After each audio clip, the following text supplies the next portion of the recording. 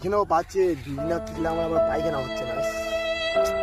কেউ আসেও না যে একটা বিড়ি খাবো, ভাল লাগছে না, ঘরে চলে যায়।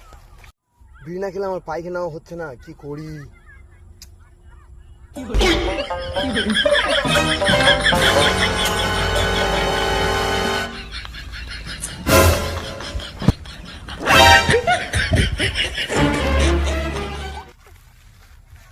পায়খানাটা করতে হবে তাড়াতাড়ি, খুব জোর পায়খানা।